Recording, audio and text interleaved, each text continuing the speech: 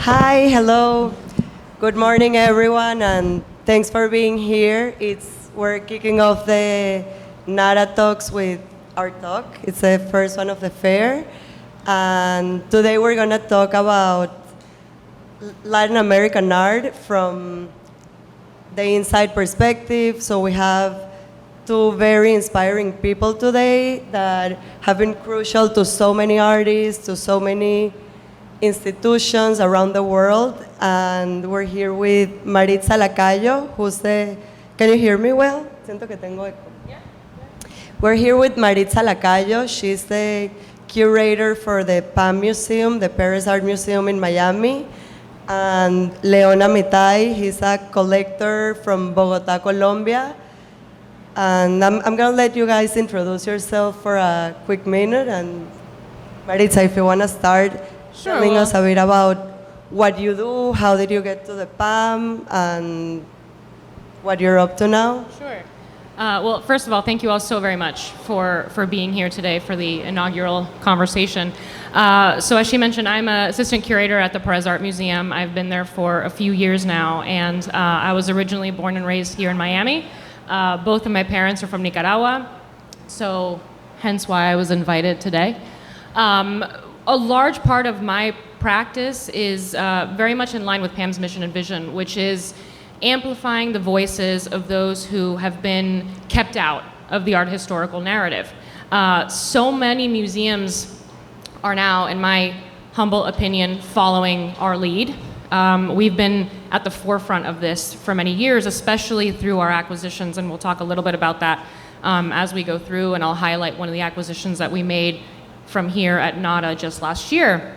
But I think that one of our biggest responsibilities is to amplify those voices. Of course, me being of Latin American heritage, I feel a certain pull, I feel a certain responsibility to do that.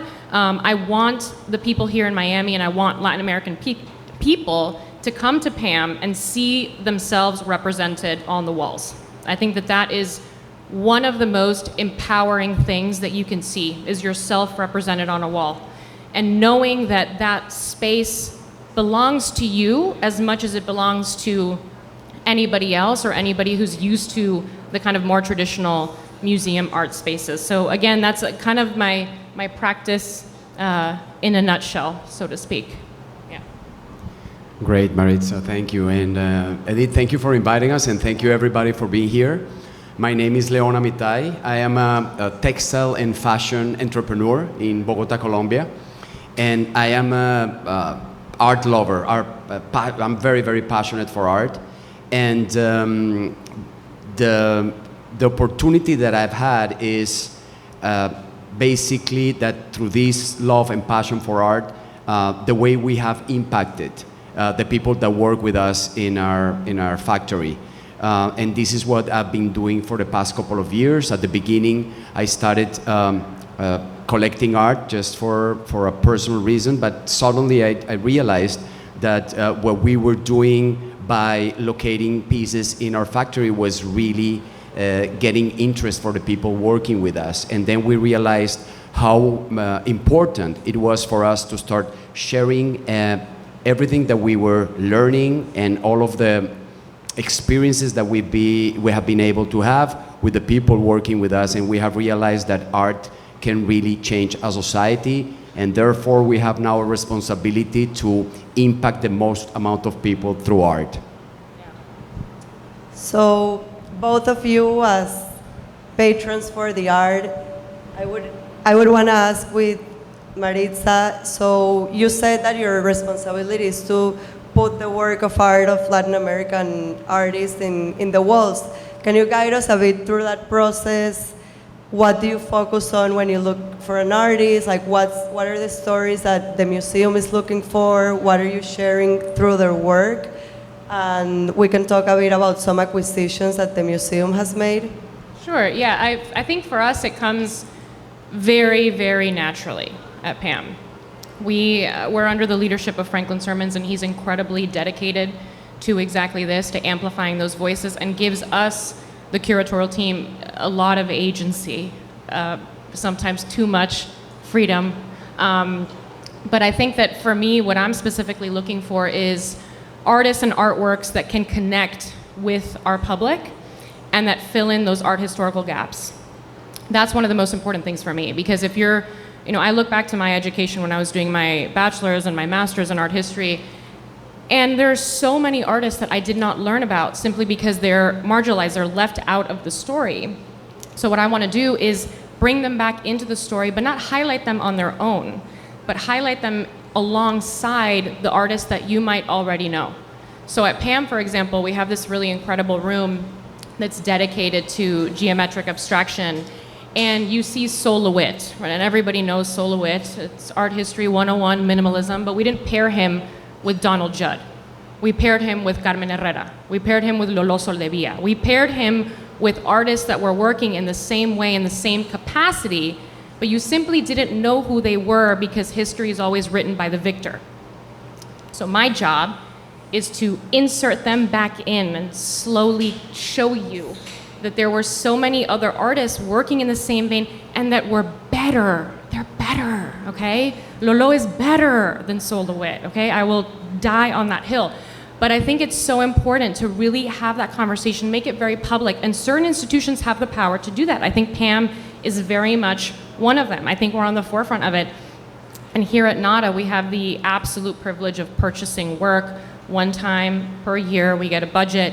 And last year, we acquired an incredible work by Daniel de Jesus from Calderon Gallery. There it is. So some of you who were here last year for the fair would have probably seen this work. And Danielle is of Puerto Rican descent, but lives in New York. And a lot of her work is about gentrification. It's about her home and how it's been destroyed, essentially, by developers. And so what we wanted to do was tell that story, because a lot of people here in Miami will feel that, recognize that, understand that. And so we just want to add to that conversation. It's important for us to be a mirror in the sense that you see yourself represented, as I've already discussed, but also a window. We want to be part of the global conversation, and one of the ways to do that is through acquisition, is through exhibition, and doing things like acquiring work like Danielle's, for example. Nice. And Leon, can you talk a bit about your relationship as a collector with the different museums? How have you been a voice to Latin American artists in museums like the New Museum or other very large institutions?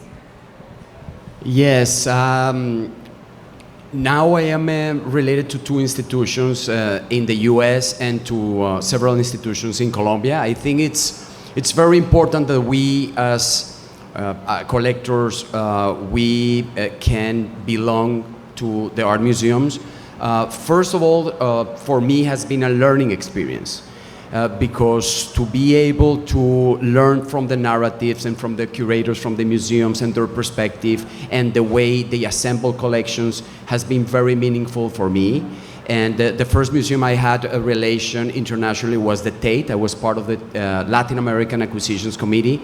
So I thought at that time that it was kind of my duty to be able to support Latin American artists from the perspective of a big institution, and also by learning how they do it there to bring ideas to the institutions in Colombia. Because I belonged also to Museo de Arte del Banco de la República and the Museum of Modern Art of Medellin. I'm part of their boards as well. So by being able to be part of these international institutions, getting ideas. And then, since about 10 years ago, I got the opportunity to get engaged with the New Museum in New York. I'm now a trustee, and it's been an amazing experience.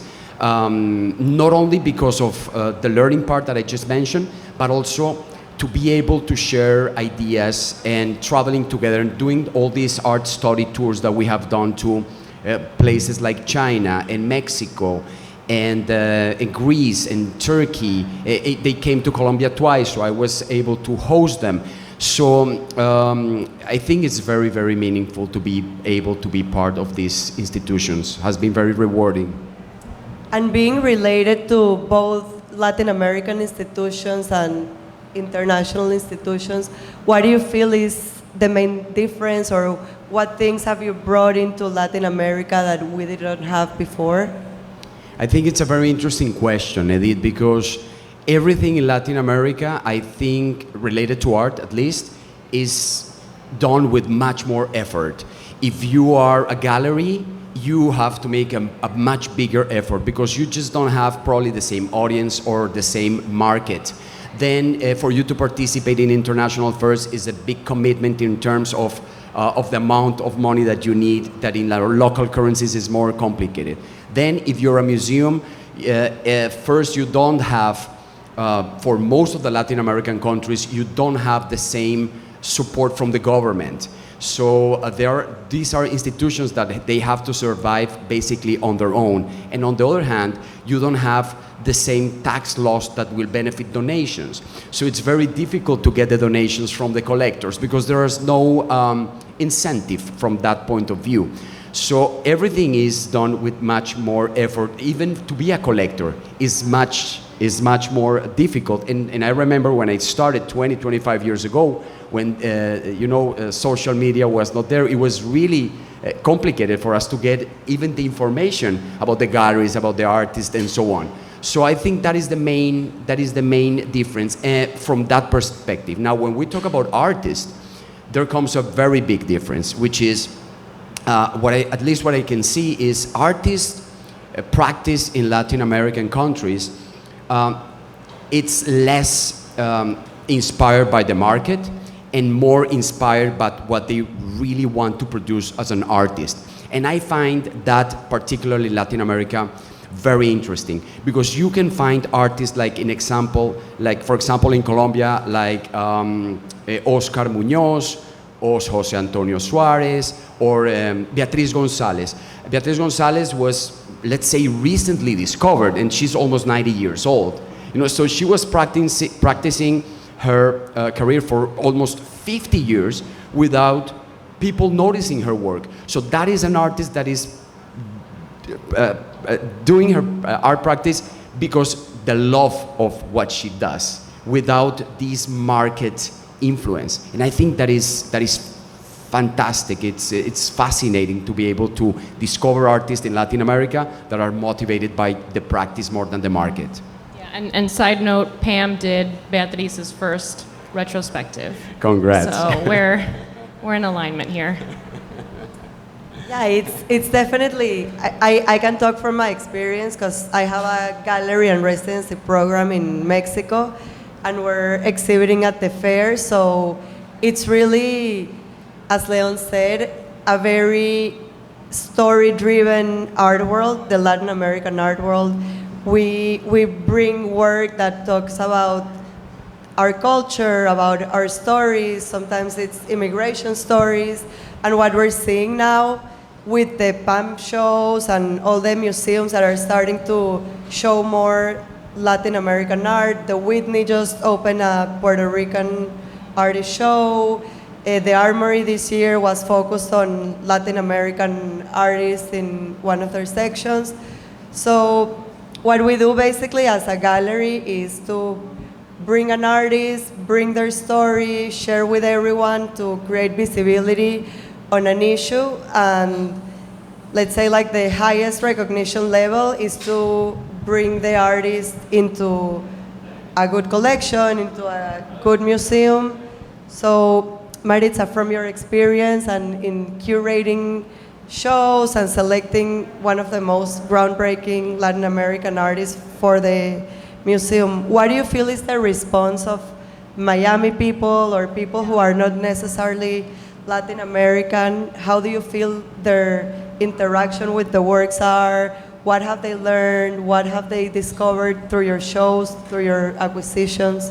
Yeah, I would say that it's been overwhelmingly positive because we do that very delicate dance where we have work that people who normally come to museum, members or people in our community, that they would recognize, that they would know, that they would like, or that they can relate to. But we also, as I said, kind of function as that window. So we try to be conscious of the fact that we're part of a global conversation. So for example, right now the show that we have up is Leandro Ehrlich Liminal, and this is his first ever retrospective in North America.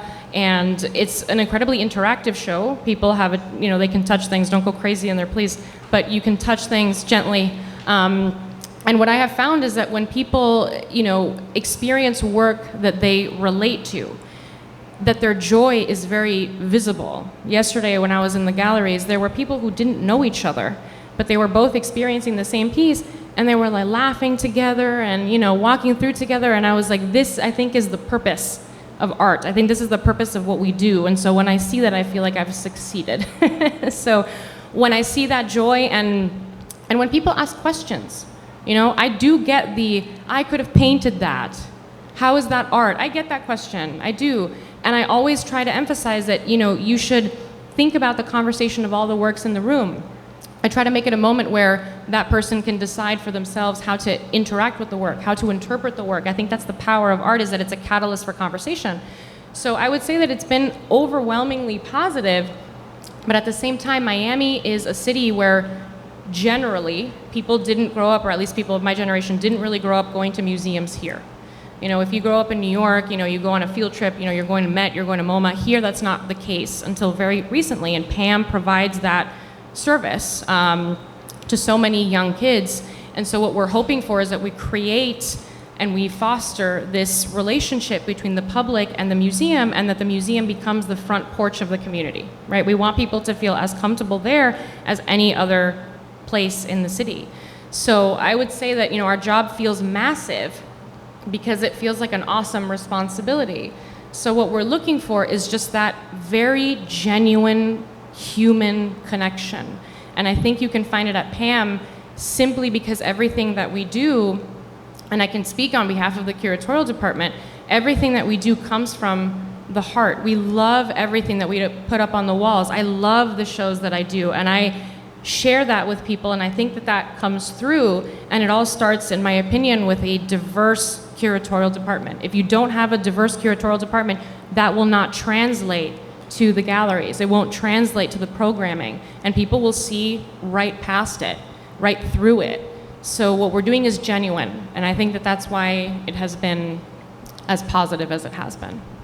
When you get those kind of questions, like very basic questions, you realize that you're really generating impact. Yes. As an institution or as a curator. I remember once, because we bring our people working with us to art exhibitions, and we bring curators to the office, and we bring artists to the office to talk to them. Once, I remember we brought them to an art exhibition at one of the museums, and there was the curator Jose Roca, which I think you know, and so I was introducing him, and I have the pleasure to introduce you to the most important curator in Colombia, Jose Roca, and instantly I had some of our colleagues raising their hand. Excuse me, Leon, may I ask something? Yes, sure. What is a curator? I get that question from my own family, so I get it. So then you realize, you're really generating impact, because sometimes the only thing that people need is a little help, a little jump to introduce them to the art ecosystem, right? Yeah, absolutely. Yeah, and I think that little boost that you guys just like open up the door a little bit, and then you never know where it can get to. Like, some people visit a museum for their first time and then end up being artists. Some people at your factory, I'm sure that then end up being motivated to visit other museums, Definitely, and it happens with people working in our company, people that, for example, they realize how through this boost that you mentioned, now they feel that they can bring their families to museums, because they felt before probably they didn't belong to the art world because they are not part of that socio-economical class. But once they understand that art is for everybody, then they feel that they're entitled to bring their families to museums, which sometimes are free, but they don't even want to go because they don't feel they belong. And you know what is interesting? That does not happen only to people like the people I'm describing. It happens to CEOs of companies as well. People that is very successful, but they don't know how to navigate this art ecosystem. So I think we have a lot of responsibility, and we can really generate an impact. Yeah, and I think it's in the little things too. You know, extending that hand can be done in these like minute little ways. I mean, for us at PAMM, everything we do is 100% bilingual. So if you come to PAMM, you'll read everything in both English and in Spanish. That's incredibly important, right? Because if not, there are going to be people in our community who might not feel welcome or comfortable. I think of my own parents, for example. My parents, they speak English, but they feel so much more comfortable reading and speaking in Spanish. So when they come to the museum, they feel like it's just as much for them as it is for anybody else. So it's those little ways that we can get people to feel like the space is also yours, as you said.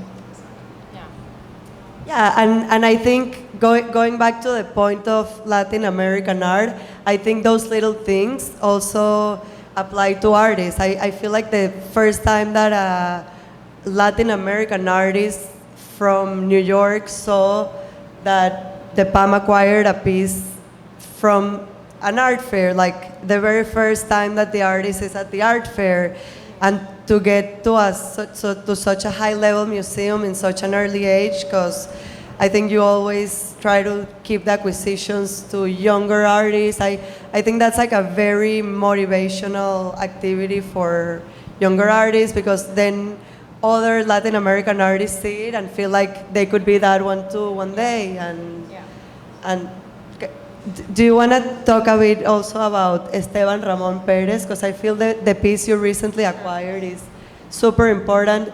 We were talking before about how art can open up conversations that we're not necessarily having. Conversations on immigration stories, on growing up as Latino in an American context. So I feel like through the last acquisition that the PAMM did of Esteban Ramon Perez. So that's the work. There we go. That's the work. We have at PAMM what's called the Collectors Council, and this is a group of PAMM members, and they join the council by essentially, I'll simplify it, they add $10,000 each into a pot. And with that pot, they buy something on our behalf. So my team presents anywhere between 5 to 8 artworks to them twice a year. We take them to New York to get to see the work in person, and then they acquire it based on the budget. So the more members, the higher budget. So if anyone here wants to join the Collectors Council, highly encourage you to do so. So what we did was we took them to New York back in May, and we went to Calderon Gallery. And we're a little biased because we purchased the Daniel de Jesus from Calderon here at NADA last year, and we really wanted to not only highlight Esteban, and I'll get to that, but we wanted to highlight Nicole Calderon of Calderon Gallery, because she's a young gallerist, of a Puerto Rican gallerist, and she is really so dedicated and loves the artists that she works with, and she's so passionate about sharing their stories and getting them into institutions. I mean, we come at 8 in the morning, usually the PAMM curators, to pick the NADA acquisition, because we want to avoid people. Because if we're here at 10, then the gallerists are like, hey, come look at my work. And we're like, oh, we only have like an hour. So we come at 8 in the morning, but Nicole was there that day last year. And she was like, you have to come see this work. And we were like, okay. And she was so right, and we couldn't stop thinking about the work. It was perfect for the collection. It was perfect for us. So we wanted to see what she was up to. And then for Collectors Council, we presented this work by Esteban Ramon Perez. And he's based in LA, and he really loves to kind of reference his culture. He's a big fan of boxing. It's something he grew up watching with his dad. And so you see the boxing gloves, and those are sewn into these larger scraps of leather. And his father worked in an upholstery shop. So he had all these scraps, and he would create these pieces from that. So this is a direct reference to his family, his heritage, what his interests are. And we were just so fortunate that our Collectors Council responded very well to it, because they knew that it was the right piece for Miami. They knew that there was going to be a lot of people who saw this and felt, yeah, this is part of our story too. So Collectors Council is one of the main ways that we acquire work. As I said, depends on the budget, of course, but this piece, the fact that we bought it with them, the fact that it was Nicole Calderon's gallery, I mean, it just felt so natural, so perfect. And the other thing that I think is one of our main responsibilities is when something like this doesn't happen, if this didn't work out, if we weren't able to buy this work, I would have wanted to introduce a collector, right, to Esteban or to Nicole, right? Like our job is also to make that connection so that the artist knows other galleries, other collectors, and we can find ways to kind of diversify and strengthen the ecosystem. So yeah, I would have probably thrown him maybe your way, but If you invite me at 8 a.m. next year, I'll consider it done. Yeah, and it's such a special piece also because he's referencing his Mexican heritage through a U.S. map, I feel. Yeah, exactly. So it loosely sort of looks like a map of the U.S. But yeah, as Edith mentioned, he's referencing his Mexican culture and he's really trying to create a conversation between both things. So many times, I think people of Latin American descent feel like they have to show up perfectly on behalf of both things, right? Like, I have to be perfectly Nicaraguan and I have to be perfectly American because I am somehow both things. And that's a huge stress, and I think artists feel that as well. So when I see an artist who's trying to bridge those things together and make it a very personal narrative, it's a lot more real because none of us can show up perfectly or authentically every single time in that way. And then we get into this whole conversation of assimilation and all of that. But I think that creating that bridge of the different parts of your identity is incredibly important, and people here in Miami would definitely relate to that, feel that, I think, very, very deeply. Yes, we only have a couple minutes left, and we're gonna start wrapping up the conversation. But in general, I think the message of this talk was to open up the topic of Latin American art. When we talk about Latin art, it's not just Latin artists, it's the whole ecosystem. It's the galleries behind, it's the curators, the institutions, the collectors who don't just collect, but create a platform for their employees, their people, their country sometimes. And we just want to invite everyone to go to the galleries when you see they're from like a different country, like learn about other artists, like get close to their stories, get close to artists not just for buying and for having a work of art in your wall. It's also to discover a story, a personal journey of someone. And thank you so much for coming, and thanks Maritza and Leon for being such great Thank you. company. Thank you for inviting us.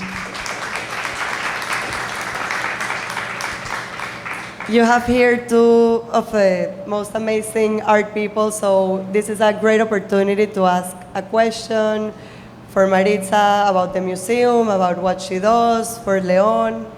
Does anyone? No?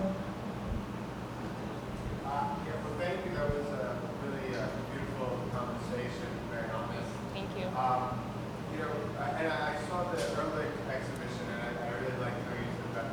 I also laughed with strangers as I was walking through the place. I hear you all. So, one thing that I'm seeing, I work for American Federation of Arts, and we're also trying to change the canon and bring more diverse shows to museums. But there's museums need audience attendance, and so there's that bound, like they're like, oh, these aren't famous artists. So how are you finding ways of overcoming those issues? I think on a practical sense, sometimes what we do is we'll pair, so we have what's called the exhibition grid, right? So you're looking at all the exhibitions that are happening, and if you look down, you look at the ones that are happening at the same time, right? So think of it as like this long kind of calendar we plan out 2 to 3 years in advance. What we want to do ideally is have someone like Leandro Ehrlich, a pretty big blockbuster type of exhibition. A lot of people know who he is. He's very well known. And have that be up at the same time as maybe someone who's a little lesser known. And then that gives people the hook. I mean, I probably shouldn't even be sharing this, but it gives people the hook because they're going to come maybe for Leandro Ehrlich, but then they're also going to see Jason Safey. They might not know who he is, but they might fall in love with his work that day. I just really love, because for me, it doesn't make sense because you can think all these shows that are more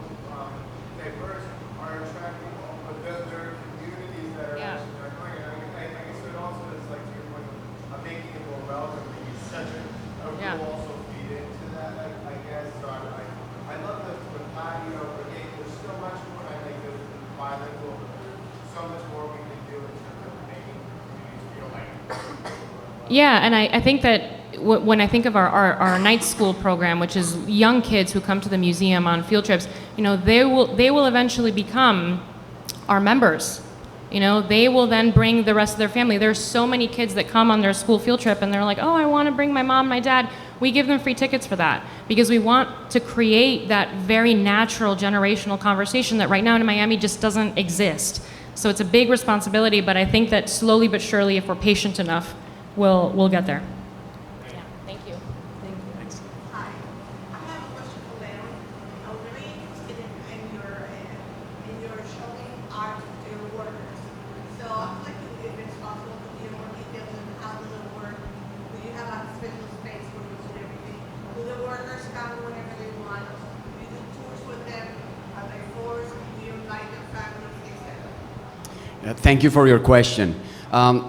We just happened to move about 12 years ago to a new warehouse, and we ended up having a ton amount of wall space for art. So it was very natural that we were installing some of the pieces, and when I realized that people was really interested, or some of the people working with us, they were interested in art and they were asking questions. What is it? I collect a lot of conceptual art in a way, and some of those pieces need an explanation. So people were very curious. So we just started to acquire like installations and institutional pieces, and we started just locating them all across the office. So what you see today is all the office desk within the installations. So they're on display all of the time. We just turn on whatever has to be turned on, like videos and other kind of pieces that you have to turn on. We turn them on from time to time when we have visitors. We have received patrons for most of the museum. We have received people from the Guggenheim, the MoMA, the Tate, people from many countries. At that time, I never thought we are 1 hour away from the city, so I never thought people was going to come to see the way we work surrounded by art. So it's always there, because also we realize that art is inspiring the people on a day-to-day basis. They feel whenever we remove a piece because we want to change it and the wall is empty, they complain. They really feel that something is missing. So then you realize how much that impacts the day-to-day life of them. So that's basically, it was very organic the way we started doing it. And now we, for example, I do it on purpose. After 5 p.m., once every 2 months, more or less, we say, I'm gonna give a tour. Whomever wants to stay after work, it's voluntarily, they can stay. And we have always 30, 40 people. And then we invite them, we have about 400 people working with us. Not all in the same location, but 30, 40 people that are sacrificing their free time to learn about art, for us is very meaningful. And then, for example, we give tours to art exhibitions in museums on Saturdays. They can bring anyone from their families. So our co-workers, they bring any family member, any friends. We had at Olga de Amaral exhibition 4 years ago at the Mambo, or probably 5 years ago, we had like 160 people, including the relatives and so on. So the group was so big that we had to divide it in 3 groups because we never expected that so many people was going to arrive. So it's all voluntarily, but they really feel fortunate about that. And that is, honestly, I found the meaning of what is collecting art, at least for me. I found the meaning there, which is really having an impact, much more than if the piece appreciated or not. Now, what I really get from collecting art and loving art is those stories, every single story that impact the life of so many people. For me, that's enough. That's part of the journey.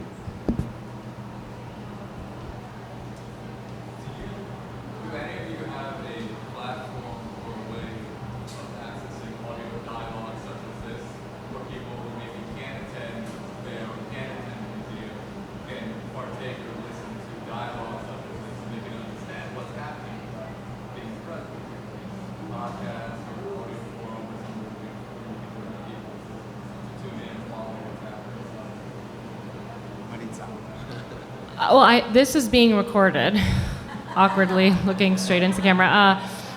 I think we do share this, right? So we do share this so that people can tune in if they're not here.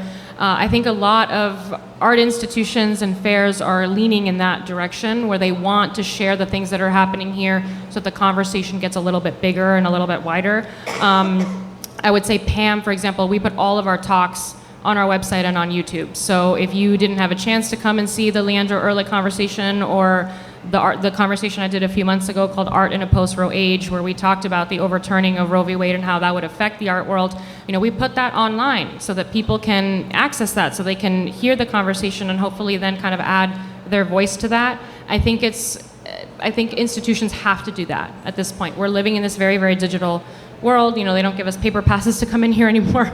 So I think that that's really part of our responsibility at this point. And talking from the gallery perspective, we're also doing, for next year, we're implementing this new, it's not new, it's museums do it, auction houses do it. We're gonna start printing a book, a catalog for each artist that we do a solo show with.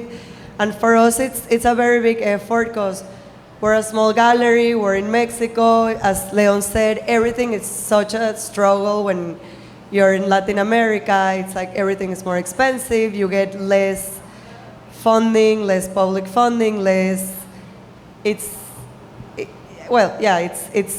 more difficult to work under those conditions. But what we felt is that the fact that things were available online all the time, like you could look at a website anytime, it was making people less engaged because they didn't feel the urgency to look at it in the minute. So we started doing that, like doing a book for each artist that we do a show, and that way it stays in history forever and people can access that moment in time for the future and yeah.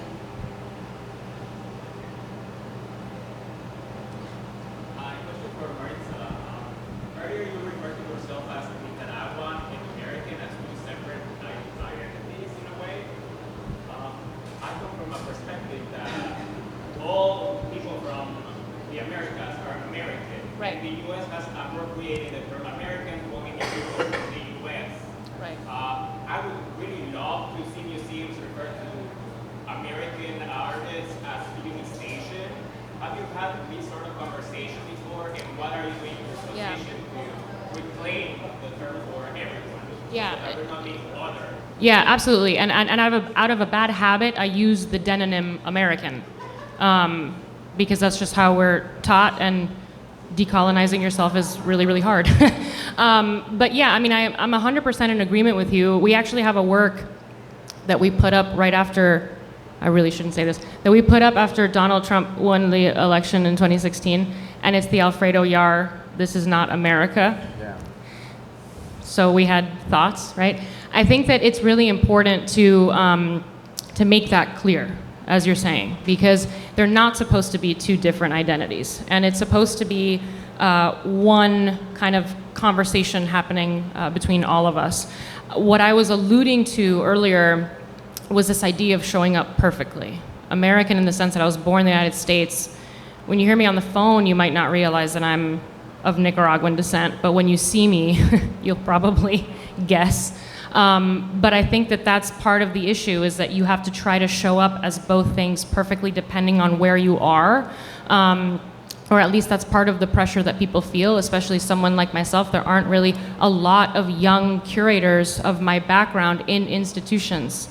So I feel this extra pressure. I can't really slack off. I can't really make too many mistakes because I'm gonna be treated a little differently. That's just the reality of it, right? There's no question about that.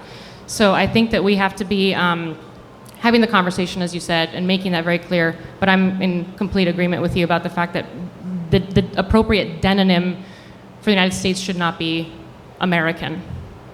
Yeah, I hope that answers your question.